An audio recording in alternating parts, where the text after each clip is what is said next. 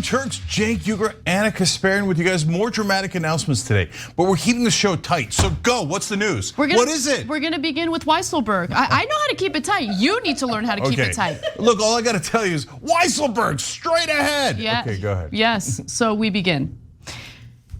Trump's longtime financial officer, Allen Weisselberg, has pleaded guilty to more than a dozen counts related to criminal fraud, financial fraud. Something that Trump is also accused of, but we'll see if he ever suffers real criminal consequences for it, because it appears that the district attorney in New York might be dropping that case, but we'll get to that in a moment. First, let's get to Weisselberg. What's up with him? Well, Weisselberg was charged last year with grand larceny and criminal tax fraud, among other alleged crimes. He and the Trump organization were accused of carrying out a scheme to defraud government authorities by failing to report their real compensation. I believe the cool kids referred to it as getting paid under the table to essentially avoid having to pay taxes. And what I thought was fascinating about this story is how the investigation started. It really began with Trump's former personal attorney, Michael Cohen, spilling the beans under oath. Let's watch. I want to ask a little bit about your conversation with my colleague from Missouri about asset inflation. To your knowledge, did the president ever provide inflated assets to an insurance company? Yes. Who else knows that the president did this? Allen Weisselberg, Ron Lieberman, and Matthew Calamari. And where would the committee find more information on this? Do you think we need to review his financial statements and his tax returns in order to compare them? Yes, and you'd find it at the Trump org.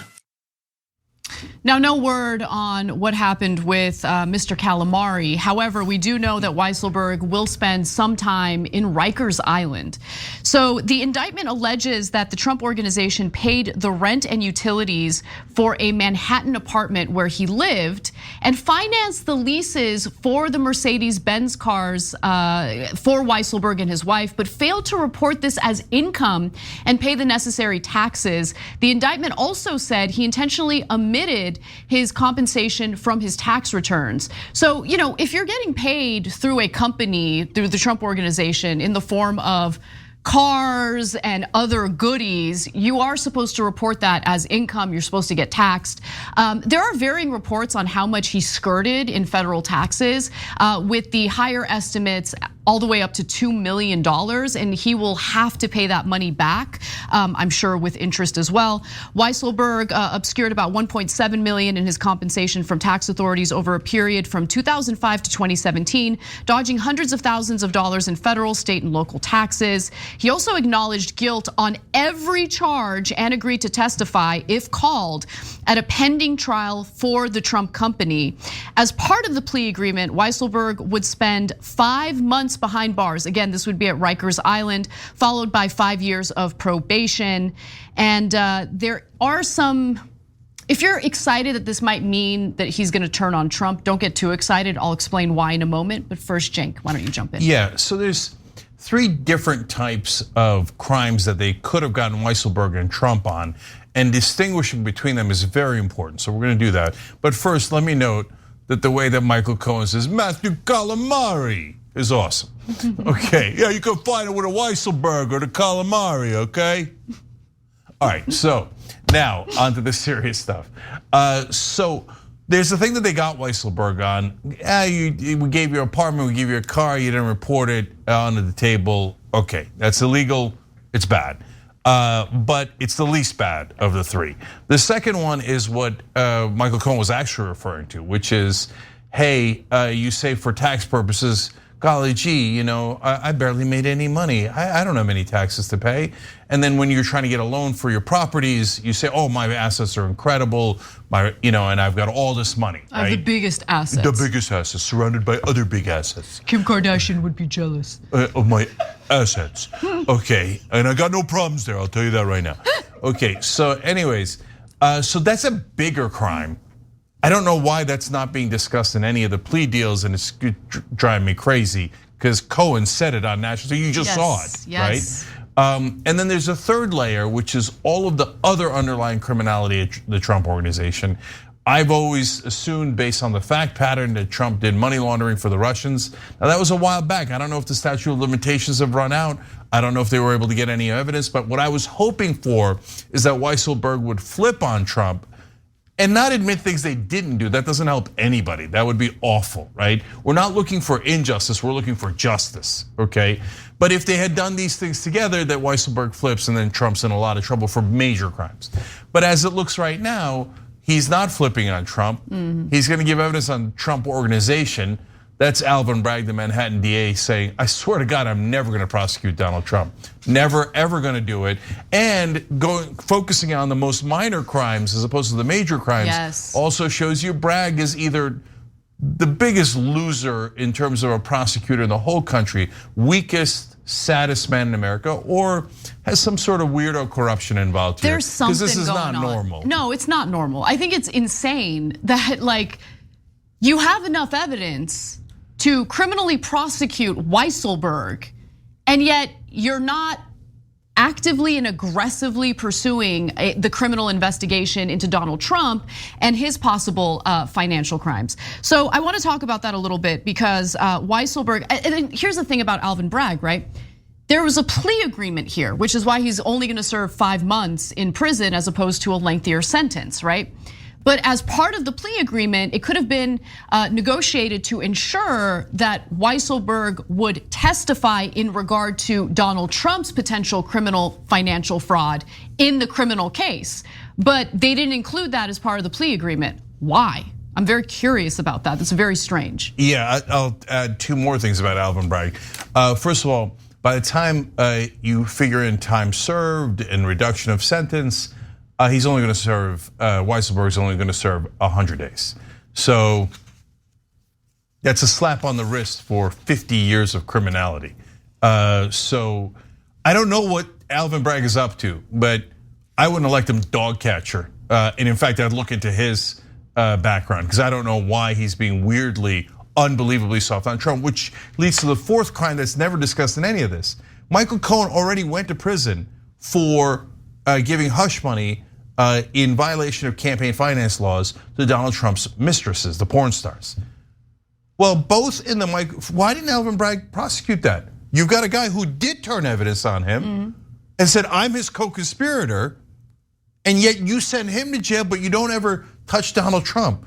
Why this insane Donald Trump protection racket from Alvin Bragg in Manhattan, which is supposed to be a progressive place? But in both cases, Weisselberg and Cohen, guys, there's a very simple question that needs to be asked. Who gave the order? Allen Weisselberg is not the head of the organization, he's the chief financial officer. He takes his orders from who? Donald Trump. Michael Cohen didn't decide, oh, you know what?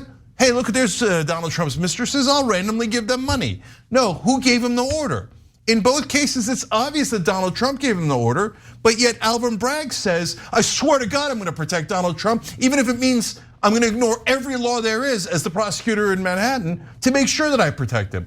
And if you're excited that Weisselberg, doing a plea deal is going to get Trump, you just don't understand the facts. And a lot of people put out that headline to entice people to read it thinking, oh my God, they're going to get Donald Trump. They're not going to get Donald Trump, at least not in Manhattan, as long as Alvin Bragg is either crooked or stupid and incompetent prosecutor in Manhattan.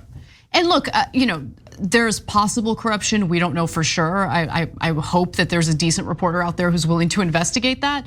But the other thing is, Alvin Bragg just might be a coward. Because think about the type of harassment and death threats that FBI officials are getting right now after doing a raid of Trump's Mar-A Lago residence because he had possession of extremely classified top secret documents, right? He might be afraid of having to deal with that. So who knows? We don't know what is motivating him here. But what I do know is that 2 of the prosecutors working on that criminal case, which has now stalled, quit because they wanted to move forward with the criminal prosecution, and Alvin Bragg put a stop to it. And they were furious. I'd be furious too. No, it's possible, and that's the best case scenario for Alvin Bragg, that he's an extraordinary coward. And for his sake, I hope that's true instead of him being corrupt. We don't have any evidence to that effect. So we have a lot more evidence that Donald Trump is corrupt. It's his co-conspirators have said it all over national television. But Bragg's like, what evidence? I don't see any evidence. Okay, so Trump could still get prosecuted for Mar-A Lago, for Georgia, for January 6th. A lot of things are possible. But this Weisselberg news is not good news, it's generally bad news. Oh, the only positive side of it is that once he testifies against Trump Organization, they might officially shut down Trump Organization. Never made any money anyway. I mean, he's an idiot. He used it as a way of blowing $400 million twice. Once when his daddy left it to him, and once when Jeff Zucker gave it to him at The Apprentice. So he'll shut down the business, but the business has always sucked. And all it ever did was create companies that went bankrupt. So that won't hurt Donald Trump much either. Well, in other Trump news, let's get to this.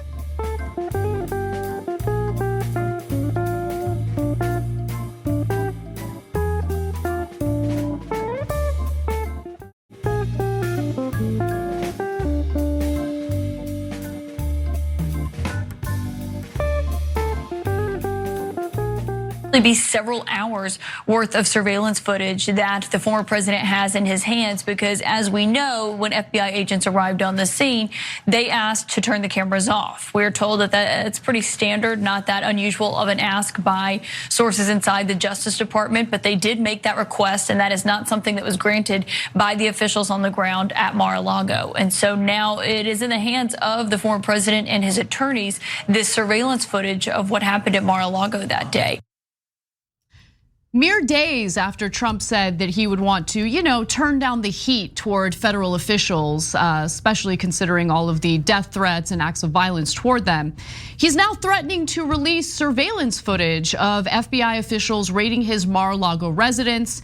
Now, of course, they were raiding his residence because he had taken home with him top secret and classified documents that are only supposed to be reviewed in secure government facilities. Some of those documents pertain to nuclear weapons and information about them, so you can understand the sensitivity of those documents. But nonetheless, the FBI officials asked him to turn off surveillance cameras. Of course, he didn't do it. At least that's what he's alleging. And now he is threatening to release the surveillance. Why is this a big deal? Well, just consider the threats that are already being targeted toward FBI officials, toward members of the DOJ, toward the federal judge who signed the warrant necessary to do the raid in the first place. The video would presumably show the faces of agents after the names of two of them already leaked, and Trump's temper tantrum unfortunately doesn't stop there. He also shared an article on his Truth Social page that basically refers to the FBI as the Fascist Bureau of Investigation, and he links to a piece that was written at spectator.org by former CNN contributor Jeffrey Lord, who eventually got fired because he's a terrible person. But nonetheless, he's again directing more hatred and violence toward the FBI through his threats, through his posts on Truth Social. This is who he is. And he might have just gotten a massive gift from another federal judge who is apparently willing to unseal portions of the affidavit that would maybe reveal who the FBI informant close to him is. And maybe we'll find out that it is Melania Trump, as I had suspected, but we don't know. The worry here is that if he does that, then the person who is revealed to have been the FBI informant will suffer some serious risks. Yeah, all right, so let me tell you the potentially surprising upside of this news. Okay, so I'm actually a little bit excited about it. First of all, I don't think they should do it. I think revealing the video in the face of the FBI agents puts them in grave risk. Why? Because the right wing in this country is totally unhinged. Is it possible that they would then do a terrorist attack against our own FBI? It's not like that's happened. Of course they will. Of course they will. And Trump knows that. Everybody in the right wing knows that. They don't think every right winger is going to go try to kill those FBI agents. They just think somebody's going to try to kill them. We don't need 300 million people to try to kill them. We just need 3 guys to try to kill them. So that's called stochastic terrorism, where they ask basically through their actions implicitly for random acts of terrorism. And when it's Donald Trump, he almost always receives it. So that's a terrible downside and why I'm not in favor of it overall. But the potential upside is, number one, they said the FBI, their original excuse was the FBI planted the files. Oops, you videotaped them. And on the videotape, you will see that they did not plant the files. Now, Trump is in possession of the tape. The FBI is not in possession of the tape. And so Trump might try to edit the tape, but if he does, then the FBI is gonna say, well, now it's evidence and you have to give us the whole tape. Knowing Trump, he'll probably destroy the tape, which is another significant to massive crime if any other person did it, okay? Or, of course, Trump can get away with it probably, and the CIA can get away with it, and that's about it, okay? So that sets them up for potentially either turning over the videotape, which could be very helpful, or destroying evidence, which could also be helpful. If we had any prosecutors who had any courage at all in the entire country, that leads to the second reason why this might be an upside. Well, if they release the faces, everybody at the FBI is going to be livid. And they work with the Department of Justice all the time. And they can turn to the Department of Justice and say, if you're not gonna prosecute this son of a bitch after our lives are in danger for doing our job, we're gonna have massive goddamn problems. What are they gonna do? Okay, look, it might be nothing, but I know the internal bureaucracies and how Washington thinks. When you have groupthink and when you have a cultural shift and when people are buzzing about something, it affects them tremendously. So if inside the Department of Justice, there's a feeling that Garland, not outside pressure, internal pressure, that Garland is a coward if he doesn't prosecute, it's gonna create pressure for him to prosecute. So that's another piece of good news. Last one. Prosecutors have been so afraid to go after Donald Trump because of this kind of pressure. But if Trump is getting them to release parts of the affidavit and it reveals their case, he might be accidentally forcing their hand.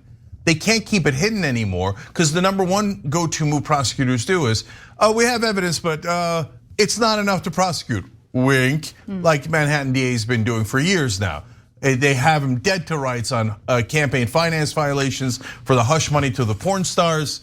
And Alvin Bragg and every other DA goes, oh, golly gee, you can't see the evidence, but trust me, it's not enough, which is nonsense. Of course it's enough, right? We've seen it, we know what it is publicly. In this case, once the affidavit is revealed and we know what you were going for, it makes it way harder to backpedal and say, oh, we had secret evidence that we couldn't prosecute. No, now it'll be public. Okay, I see you. That's actually a really great point. All right, I went 1 out of 3 there. Yeah, and like, no, you made lots of good points, but that one is extremely good. Yeah, I think Trump is screwing up by forcing their hand. I mean, Trump screwed up by forcing their hand and like unsealing the warrant, right? Yeah, and also Trump screwed up by not giving the documents back. Dude, you already tried to sell them to wherever you tried to sell them to, or they already know, so now you can't go out and be like, hello, Saudi Arabia, I have some documents, they're gonna catch you. So why didn't you just give it back once they knew that you had it? He's too stupid, that's the answer. He was subpoenaed 2 months prior to the raid to return the documents. I mean, they did everything they could. They were incredibly patient. Let me just say, if you were facing any type of investigation involving treason, you would not be given 2 months to comply on anything. If you had our nuclear secrets in your basement, you'd be given about 2 goddamn seconds to comply. And if you didn't, you would be in not just massive trouble, your life would be in significant danger. Trump's like, la la la la la, oh, you guys know I have them. You guys know I'm an idiot and a crook who's trying to sell them. I'm not gonna give it back. I mean, look guys, forget the evil and immoral and illegal part of it. You idiot, if you gave it back, there's no way they could have prosecuted you. They already know you have them, you can't sell them anymore, you moron. He's like, nope, I'm gonna keep it. I think I'm smarter than them and I'm just gonna secretly sell it. World's dumbest criminal. You know, will someone finally put him away, for God's sake? I just think it would be really helpful for him to surround himself with lawyers who just say yes to everything that he wants to do. You know, legal counsel that just nods their head and said, yes, Daddy Trump, yes, please do that, that's a great idea. Like anyone else would not surround themselves with lawyers who give them poor advice. But Donald Trump has done just that because he loves to be surrounded by yes men. And there is reporting to indicate that his lawyer lied to the DOJ about Trump's possession of these documents in the first place. I guarantee you Trump told him to lie. I guarantee that's what he does every time. Good little boy or girl, the lawyer did it. And of course the idiot Trump's like, no, tell them I don't have it. They'll never find it in the basement. Yeah, okay, good luck with that. Anyway, all right, well, let's take a break. When we come back, we have some more confirmation that me in particular, were right about the Inflation Reduction Act, because climate activists are fighting back against some provisions within that legislation. We'll tell you what it is when we come right back.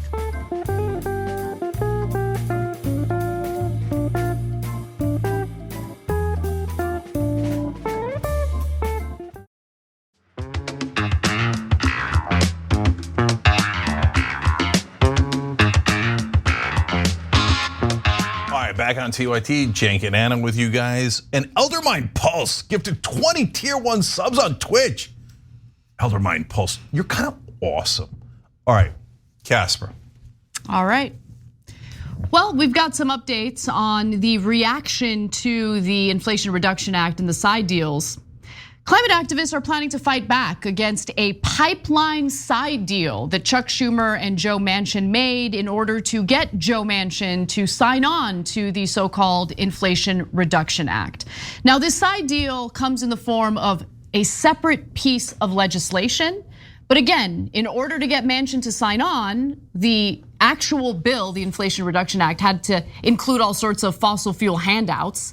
But there was also an agreement that there would be a side deal, another piece of legislation that would be voted on that would approve a pipeline known as the Mountain Valley Pipeline that would, of course, run through West Virginia. So that's why Joe Manchin loves it so much. Now, Manchin backed the IRA only after Senate Majority Leader Chuck Schumer agreed to this side deal in which Democratic leaders would support a follow-up bill expected to come next month that would ease the permitting process for natural gas pipelines and the Mountain Valley Pipeline in particular. But guess what? Climate activists ain't having it, and they have already begun lobbying in private, but they're also taking some action publicly. So environmental activists say they're working to line up enough progressive support to kill the Manchin side deal, which, by the way, if you've been paying close attention to what happened to the Build Back Better agenda, all of a sudden tables are turned.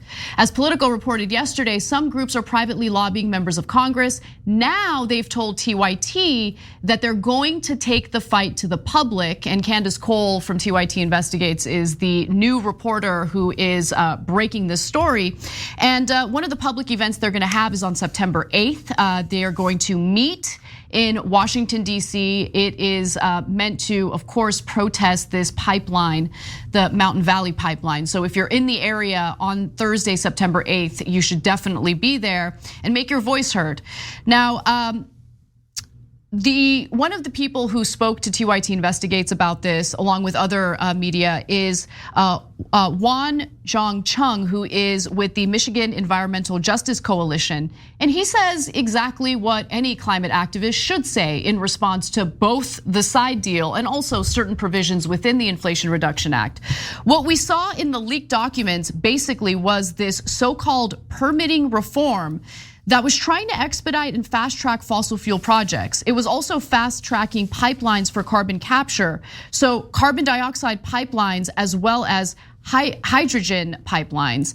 And let me just note before we continue, lobbying progressive members of Congress to block the side deal is really important, because that side deal to approve the Mountain Valley Pipeline can't go through reconciliation, meaning a simple majority in the Senate. It would need at least 10 Republicans in order to pass. And so if you can convince some of the more left-leaning Democrats in the Senate to vote no on the deal, that would be fantastic. There's a little less power in the House when it comes to this issue, but luckily we do have some progressives who have already come out to say, I don't owe Joe Manchin a damn thing, and hell no, I'm not gonna vote in favor of this side legislation. And Rashida Tlaib happens to be one of the progressive lawmakers who said that on the record while speaking to the American Prospect.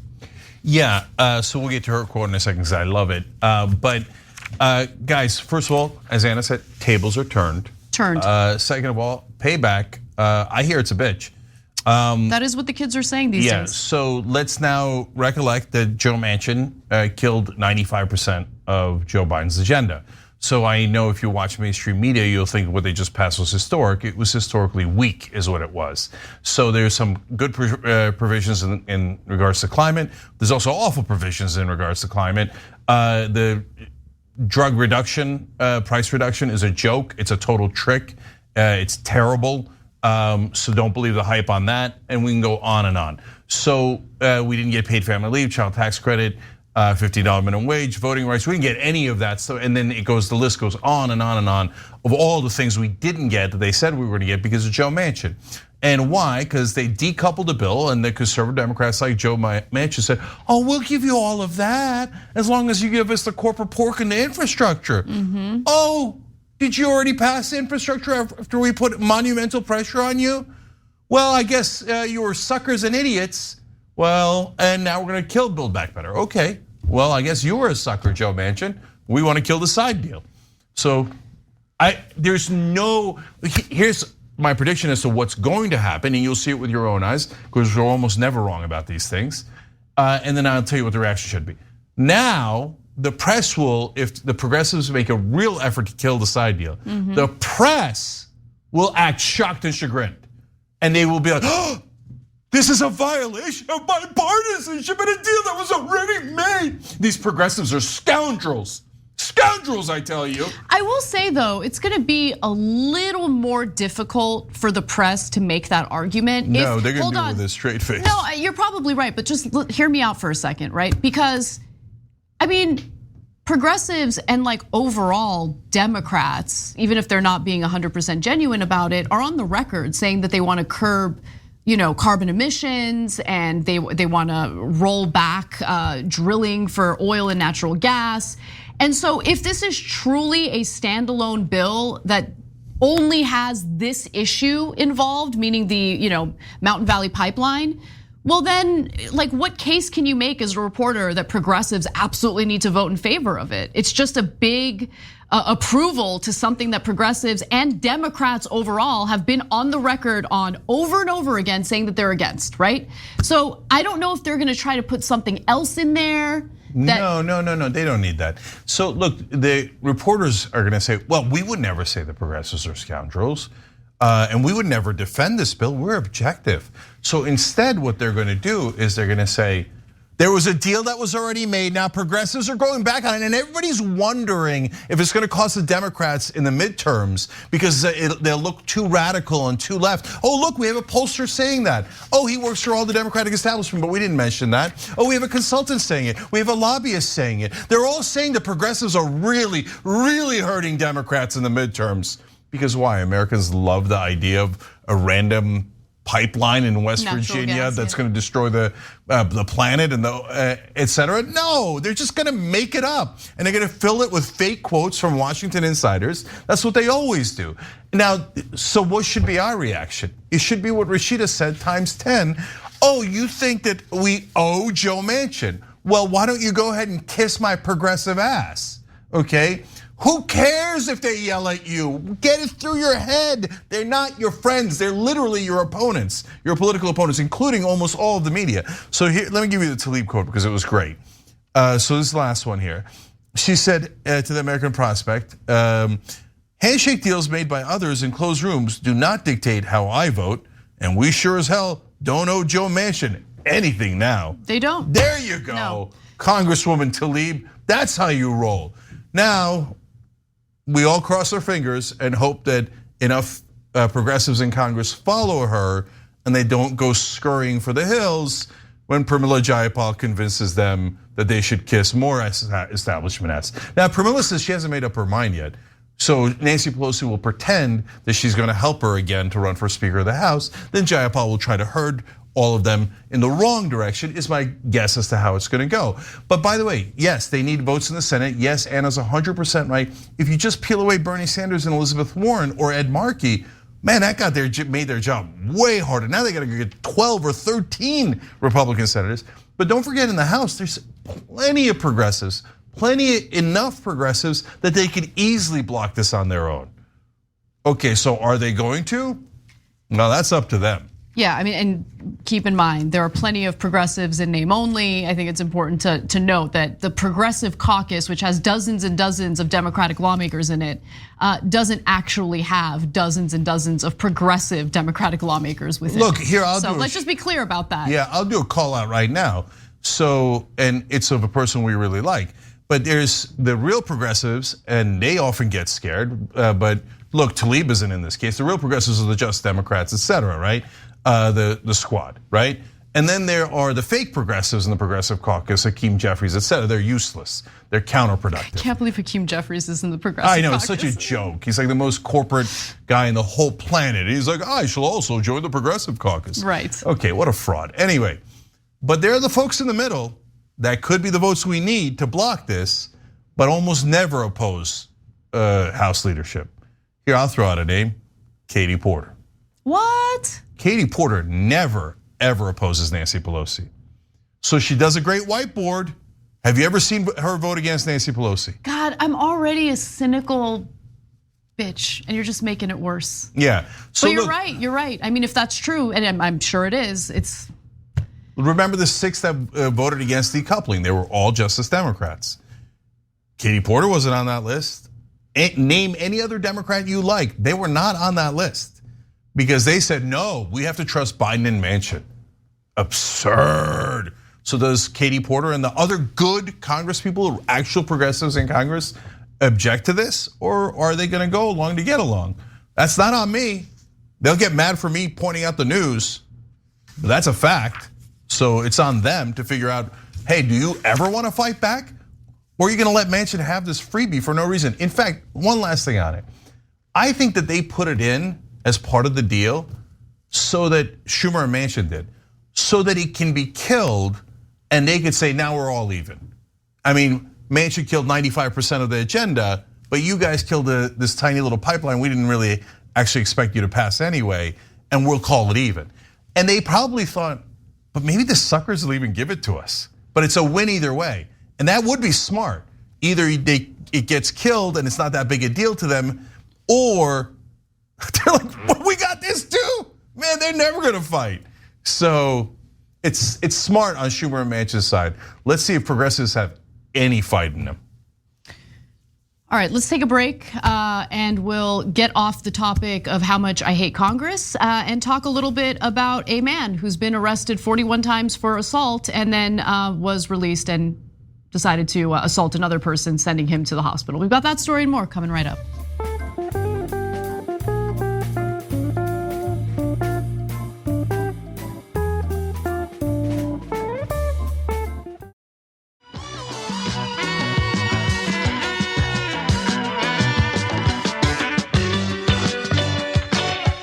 All right, back on TOIT, Cenk and Anna with you guys. We got more news.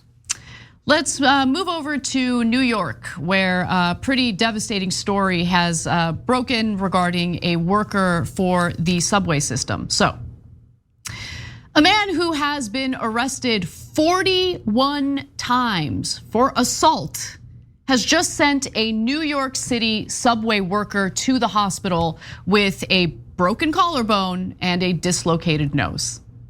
Now, the suspect, Alexander Wright, again, has been arrested for assault 41 separate times, but apparently that's not enough to keep him out of the public to ensure that people are safe. And Anthony Nelson, who does cleaning work for the subway system, is the latest victim here. So the sister of the victim here, Natasha Nelson, says, I've never in 33 years seen my brother like that. Broken nose, his right side collarbone is broken, okay?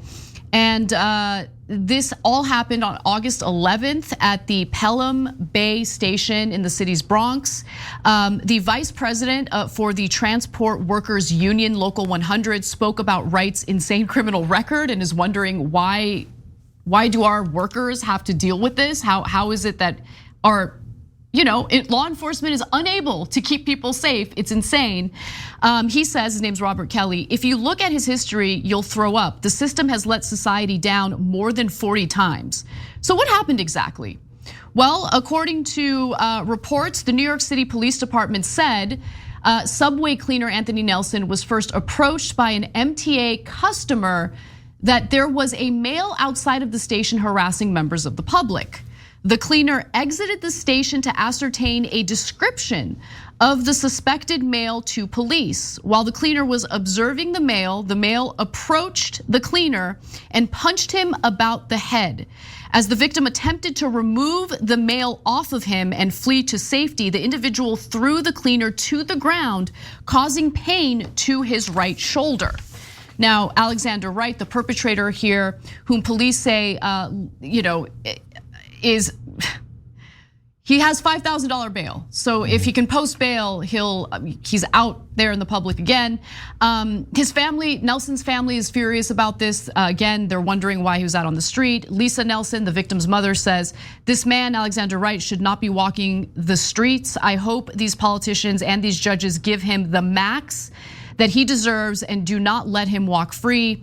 And by the way, one of Alexander's past victims was involved in a hate crime as well toward an Asian woman. So Wright, 49, was charged with assault as a hate crime, misdemeanor assault, and criminal possession of a controlled substance, a synthetic form of marijuana called K2, after being accused of attacking an Asian American woman in broad daylight in New York City's Chinatown. Now, we're gonna show you the video of what he did. It's difficult to watch, so I wanna give you that warning. But without further ado, this is a man who's been arrested 41 times and is just released back onto the streets to assault other people.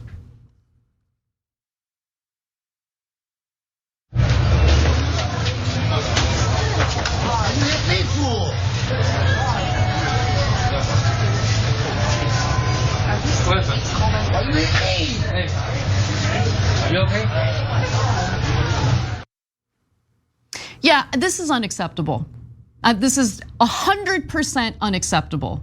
I'm done with this. Whatever this is not criminal justice reform. Allowing people who are clearly a threat to public safety, allowing people who are assaulting and hurting workers as they're just trying to do their jobs and get through the day, unacceptable. How are we allowing this to happen?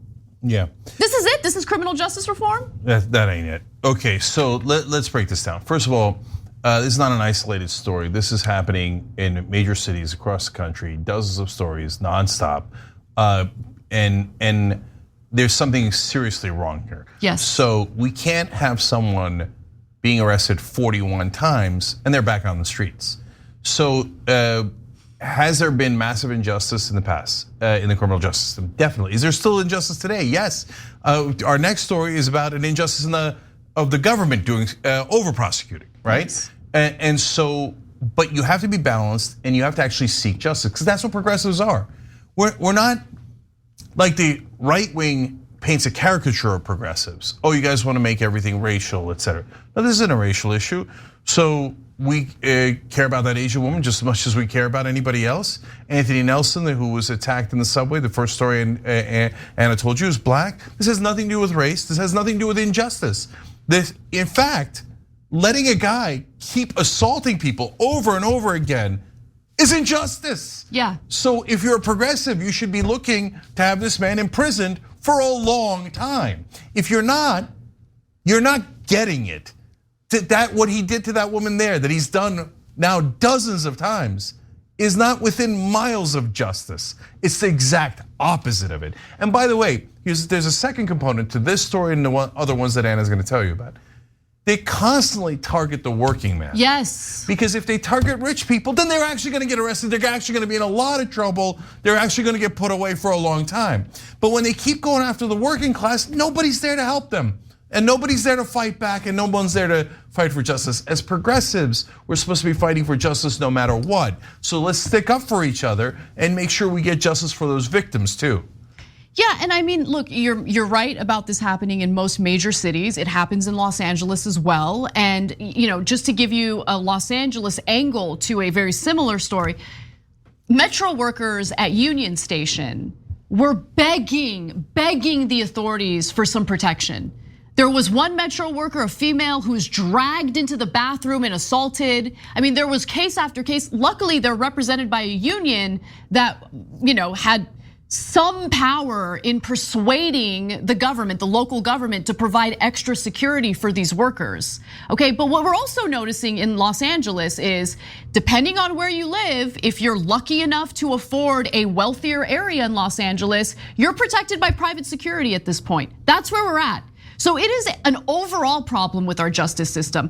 I believe that local law enforcement is on an unofficial strike because they're having a little temper tantrum because people dare to want to hold them accountable for shooting and killing unarmed individuals who do not pose an imminent threat to them because they're freaking cowards and they don't want to do their jobs. So that's number one. And then on the other hand, you have people who live in like La La Land, utopia, where they think, no, we need to abolish all prisons, abolish all police, and just let these maniacs go around assaulting and killing innocent people, including workers. Unacceptable. I ain't about that. So a perfect example of that happened the other day, where we had this guy who did shot a cop, killed him, right? And in the middle of a robbery, it's as bad as it gets. Turns out he was out of jail when he had committed a terrible crime. He had hit his girlfriend, dragged her around by her hair, etc. And so why was he out? Well, it's the two things that Anna mentioned. One, prosecutors gave him a comically low sentence, 180 days. He'd already served 54. He's only going to serve 130 days for a terrible crime to his girlfriend, who should have gotten justice, right? Instead, he's out in the street and kills a cop. But wait a minute, did he actually even serve the 130 days? No. It was 180, and no, he didn't serve. No, but he had served 54 already, okay, for being in prison. So did he serve the rest? No, because the sheriff's office let him go after 1 day. And when you ask the sheriff's office, what the hell did you do that? They're like, oh, well, if the prosecutors aren't gonna give them real sentences, no, you should ask them. No, I'm asking you, why did you let him out in 1 day? Okay, so and I'm asking both of you, what is wrong with you guys? Protect actual citizens. Yeah, this system is just so incredibly broken. And after all of the protests and all of the calls to do common sense things, okay? And qualified immunity, so cops maybe think twice before they just decide to open fire and kill people that are running away from them and clearly do not pose an imminent threat. Reform our prisons, nothing done about that. Prisons are still a place where people go to become hardened criminals as opposed to people who get rehabilitation so they can go back into society as normal, productive people, right? None of that is happening. No reform when it comes to our prisons. No reform when it comes to policing. I don't see any real programs that help people who, go back into society after they're released from prison. No support whatsoever. This country is a joke when it comes to its criminal justice system. And the fact that all we got out of all of those protests is now like this total hands-off approach where people can go around assaulting people and robbing people all they want with absolutely no real consequences drives me crazy. And anyone who defends that is wrong, okay? You cannot pretend to be in favor of workers and ensuring that they're safe, that their working conditions are great, when at the same time you provide cover for criminals who are victimizing them like this. Well, one last thing for me, there's also a fentanyl epidemic going on. And so people who used to be hooked on drugs before are now hooked on a super dangerous form of a drug that causes much more violence and honestly deterioration of the brain so that you can't make rational decisions. So there's a story out of Denver of this poor bus driver that had this great route. She would drop people off at their work, at school. They knew each other. It was like a story right out of Americana. That was before the epidemic. Now, because of fentanyl, it's a nightmare. It's a house of horrors on the bus stop. People constantly yelling at her, people getting killed on the bus. Literally getting killed on the bus. There was a man who beat a woman to death and tossed her body on the side of the road.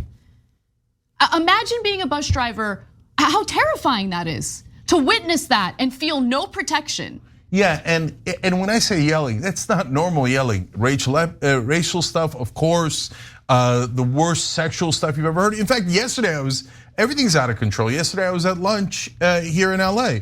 Homeless guy comes and starts yelling at the waitress outside. Immediately goes racial, calls her ghetto, this, that, the other thing. Immediately goes sexual, etc. So the working class, they should not get. If she calls the cops, they're not going to come in time. They're not going to do anything, okay? And then they'll blame the prosecutors, and the prosecutors will blame the cops. No, this is not reform.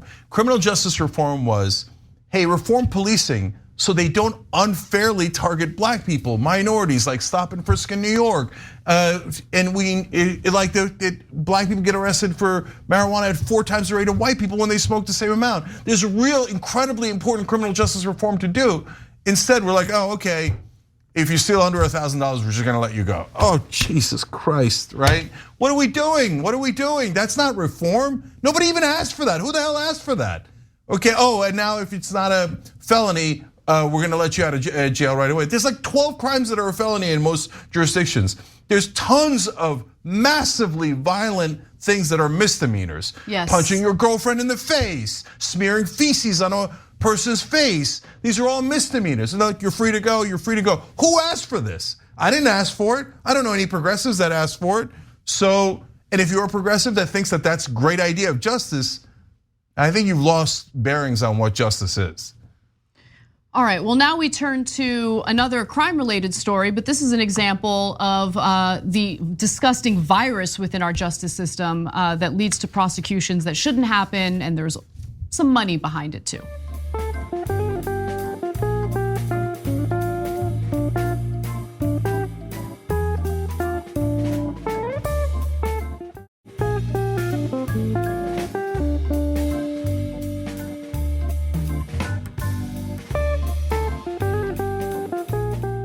Former Pennsylvania judges who devised a scheme to send literal children to for-profit prisons for juveniles in exchange for kickbacks are finally facing some financial consequences. They have faced criminal investigations and are serving prison sentences as a result, but now there's money involved too. They've been ordered to pay more than $200 million to hundreds of victims. So US District Judge Christopher Connor awarded $106 million in compensatory damages and $100 million in punitive damages to nearly 300 people in a long-running civil suit against the judges, writing the plaintiffs are the tragic human casualties of a scandal of epic proportions. So this is a story that we actually covered 8 years ago when it broke, and it was just mind-numbing how callous these judges were and how profit-driven they were. They just wanted to pad their own pockets with these kickbacks. Now, the US District Judge Connor ruled after hearing often emotional testimony last year from 282 people who appeared in Luzerne County Juvenile Court between 2003 and 2008, 79 of whom were under 13 when Judge Mark Chivarella sent them to juvenile detention, and 32 parents. Now, what exactly did these judges do? Well, let's take a little step back in time and watch this report that details it. Do you remember me? Do you remember me? Remember my son, an all-star wrestler? He's gone. He's gone. This mother's rage and fury greeted former Judge Mark Chivarella as he exited court Friday. Chivarella sent Sandy Fonzo's son to juvenile detention for possession of drug paraphernalia.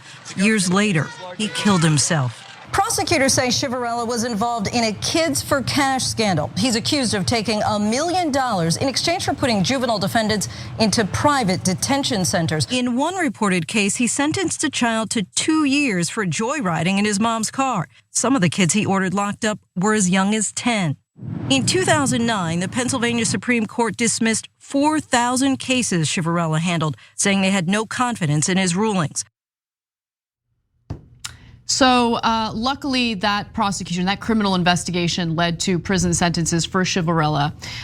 So it's Mark Chivarella and the other judge is Michael Conahan, and they, were getting a deal. Like, hey, send more of these kids to our for-profit juvenile facilities and we'll give you some money. And they collected $2.8 million in illegal payments to do just that. Chivarella ordered children as young as 8, by the way, to detention. Many of them first-time offenders deemed delinquent for petty theft, jaywalking, truancy, smoking on school grounds, and other minor infractions. The judge often ordered youths he had found delinquent to be immediately shackled, handcuffed, and taken away without giving them a chance to put up a defense or even say goodbye to their families.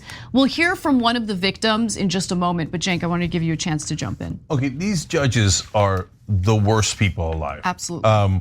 So As cancerous as they are, though, they're not the underlying problem. The underlying problem is that we allow for-profit prisons. So you know what the judges did first? They helped to shut down a county-run juvenile detention center. That's the way we used to do things in America. Hey, when we're taking away somebody's freedom, the state needs to do that. Because if we allow private companies to do that, they're gonna have a profit incentive to take away freedom. And we lost track of that. So now that for-profit prisons exist, for-profit prison bribes the judges shut down the county-run one. They then say to every kid that comes in, because they make money per kid, they're like, they don't care about the law or justice or anything. You come in for anything, boom, you're gone, guilty, guilty, guilty, because they're getting paid for it. Why? Because a for-profit prison is getting paid more and doing a kickback to them. Are we insane? Are we insane that we allow for-profit prisons? Yes. I guarantee you this is happening all across the country. You know why? Because there's evil people in the world. And the minute you give a profit motive for them, they're gonna do it. And by the way, of course, the for-profit prisons afterwards, and this is a case from a long time ago, got way smarter. They realized, you don't bribe the judges one by one, you bribe the politicians. They shut down the public prisons for you. They start the private prisons, and then they make the laws tougher, and they shovel all these kids and take away their freedom so we can make a buck off of them. And then when we complain about it and everybody agrees, the right wing agrees, left wing agrees, doesn't matter, they already bought the politicians and it's already over.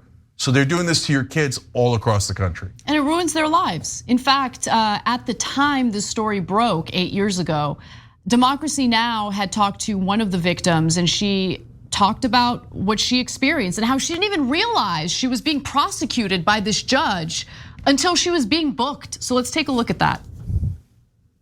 I was about 14 years old and I got into an argument with one of my friends, and all that happened was just a basic fight.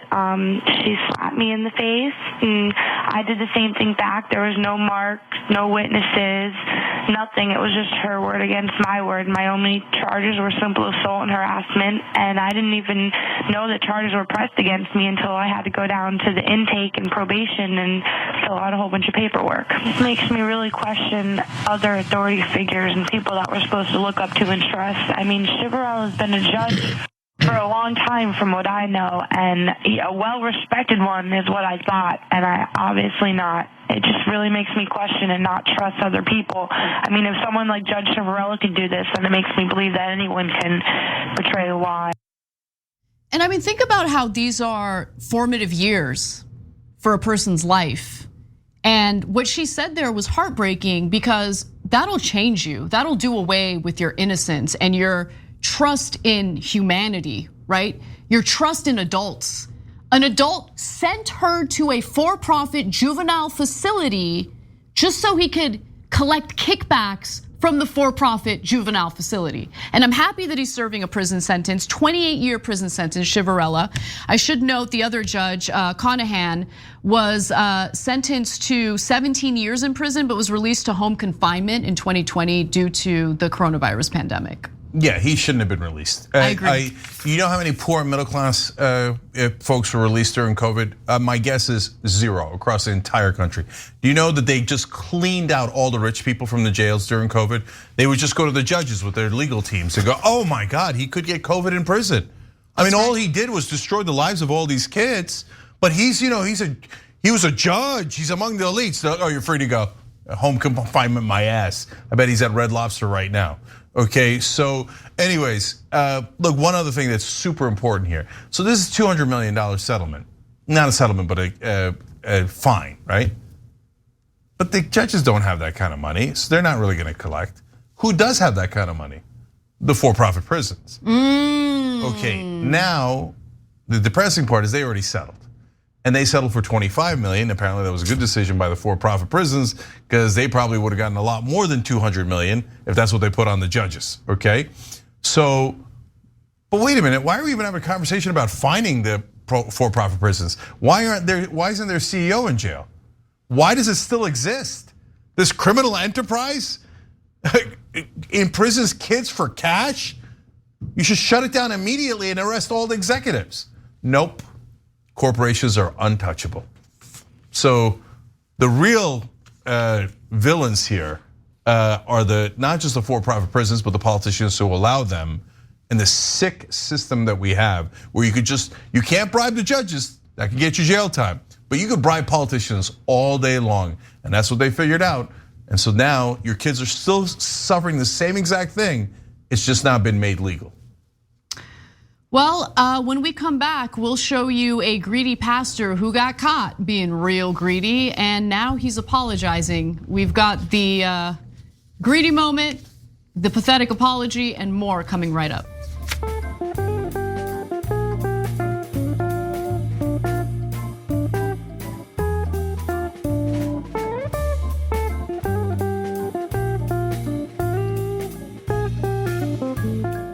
Thanks for listening to the full episode of The Young Turks. Support our work, listen ad-free, access members-only bonus content, and more by subscribing to Apple Podcasts at apple.co/TYT. I'm your host, Cenk, and I'll see you soon.